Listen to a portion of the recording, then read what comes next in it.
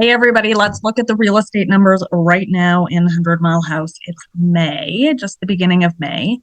And usually what I do is I pull up the stat center and have a look myself before doing this, but today we're going to do it on the fly. So let's have a look together and see what is going on at the moment. I have gone into stat center and opened it up to the 100 Mile House area, so you should be able to see that here. So we're looking at the sales. And what we've got is at the end of April, we had 28. The end of April last year was 37, and the year before was 29. So that's a fairly standard sort of number. What I think is going to be interesting is the active listings. So here we are, 408, which was up 50 units from March. And we're up 20 units from April of last year.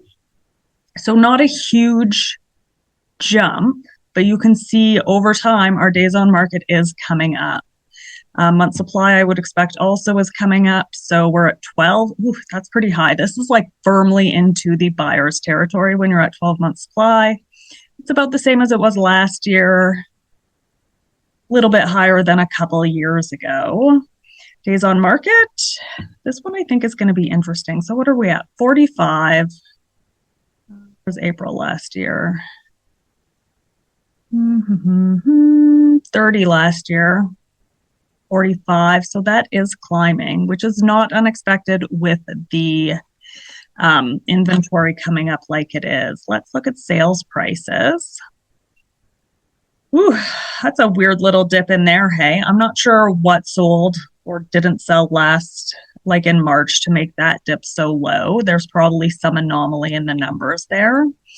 So we're at 429, and April last year was 364. So this isn't great data if we're just looking at year over year, but what we can do is go to the rolling 12-month average, and you can see prices have been really stable.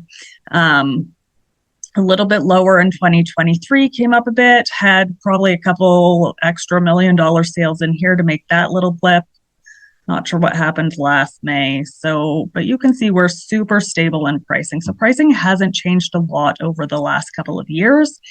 But what we are seeing is those days on markets coming up. They're 45. That's a month and a half. That's not terrible. But what we're seeing is average is a month and a half, and then you've got all of this inventory that's sitting, and it's sitting for 6, 8, 10, 12 months and not selling, and then probably being relisted at a better price and selling in that month and a half range.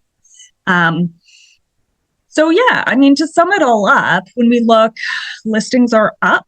They're not terrible, but they are up. Days on market is climbing.